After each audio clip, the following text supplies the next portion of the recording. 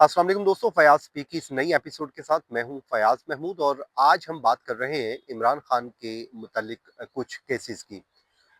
लेकिन हैरानकुन तौर पे एक बड़ा ही हैरानकुन फैसला सामने आया है और वो बेल की स्टेज पे इतना बड़ा फैसला आ गया है जिसमें एविडेंस की बात की गई है और ख़ासकर उस 9 मई के मुकदमे में एक तरह के इमरान खान को मुकम्मल तौर पे एक क्लीन चिट मिल गई है। ठीक है, ये बेल मैटर है लेकिन उसके बावजूद इस पे एक क्लीन चिट मिल गई है और साथ ही साथ इस्लामाबाद हाई कोर्ट भी इस वक्त जो एक नए मूड में दिखाई दे रही है। उनके वकला आए तो थे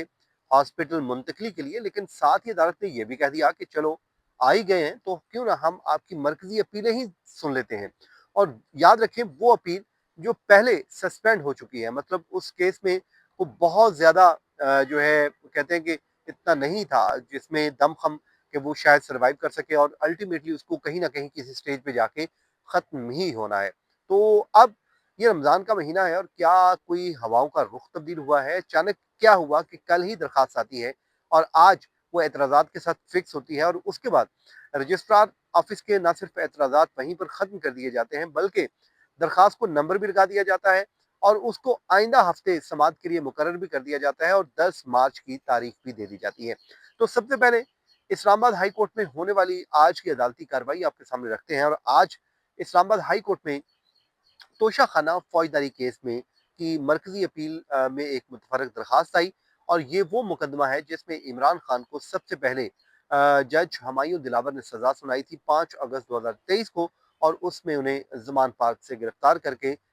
जो है जेल मुंतकिल कर दिया गया था। उसके बाद इस मुकदमे में उनकी सजा मअतल हो गई थी। फिर मालूम ये हुआ था कि वो एक साइफर के मुकदमे में गिरफ्तार हो चुके हैं और तब से उनकी जेल का सिलसिला एक के बाद दूसरे मुकदमे में जारी है।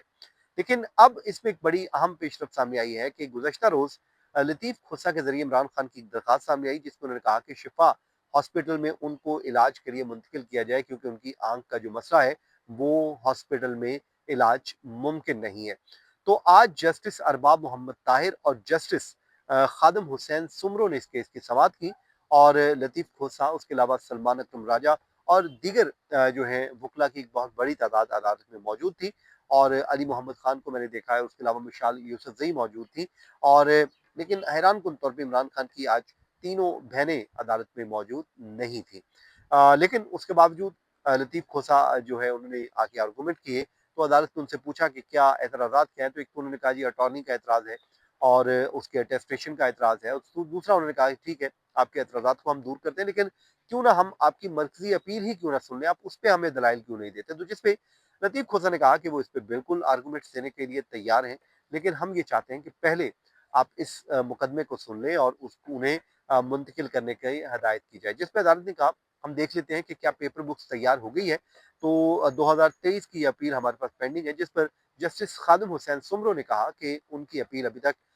जो पेंडिंग है, लेकिन उसमें पेपर बुक तैयार नहीं हुई है। जिस पे अदालत ने कहा कि 2-3 दिन लग जाएँगे और हम इसको अगले हफ्ते समाअत के लिए रख लेते हैं, जिस पे लतीफ़ खोसा ने मंडे का टाइम माँगा कि चलें ठीक है, फिर मंडे को रख लेंगे, लेकिन अदालत ने कहा कि उस दिन हमारी टैक्स के केसेज़ हैं, इसलिए हम इसको 10 मार्च को समाअत के लिए मुकर्रर कर रहे हैं, मतलब आइंदा ट्यूसडे को। अब ये 10 मार्च को केस समाअत के लिए मुकर्रर हो गया है और उस पे हदायत ये वकला को कर दी है कि आपने तैयारी के साथ आना है और इस पे आके दलाइल भी देने हैं, हम आपकी मरकज़ी अपीलें भी लगा रहे हैं और साथ ही साथ आपकी इस मिसलेनियस दरख्वास्त को भी समाअत के लिए मुकर्रर कर रहे हैं और अदालत ने इस पे नोटिस जारी करके जवाब भी माँग लिया है। तो बज़ाहिर जो है कोर्ट का एक मूड तो बड़ा अच्छा लग रहा है जिसमें लगता है कि शायद इमरान खान को इस मुकदमे की हद तक तो ज़रूर रिलीफ मिलता हुआ दिखाई दे रहा है। दूसरी तरफ एडिशनल डिस्ट्रिक्ट एंड सेशन जज अबुल हसनात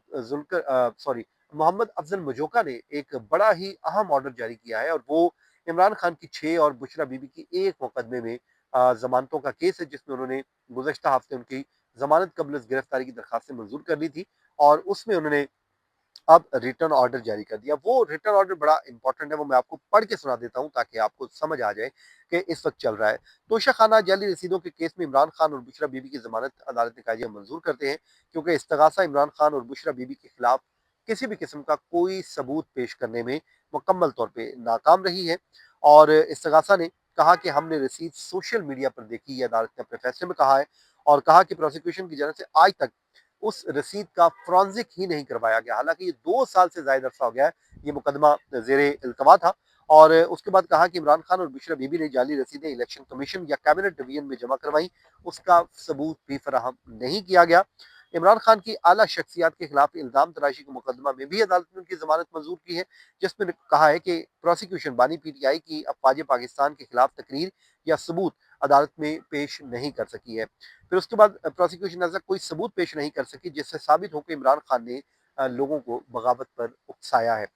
फिर 9 मई का जो एहतजाज बड़ा इंपॉर्टेंट है, उसमें इक़दाम कत्ल के मुकदमात में भी प्रोसिक्यूशन कोई सबूत पेश नहीं कर सकी, ये फैसले में कहा गया है और कहा है कि एहतजाज के मुकदमात में इमरान खान की जाए वक़ुआ पर मौजूदगी भी प्रोसिक्यूशन साबित नहीं कर सकी और ये भी कहा है कि इस्तग़ासा ऐसा कोई सबूत पेश नहीं कर सकी जिससे साबित हो कि एहतजाज इमरान खान की इमा पर हुआ है। अदालत 50-50 हज़ार रुपए की ज़मानती मुचलकों के एवज़ ज़मानत मंजूर करती है और यूँ इस मुकदमे में एक नई बहस को जन्म दे दिया है कि जो ट्रायल कोर्ट जिसने ट्रायल करना है वो जमानत की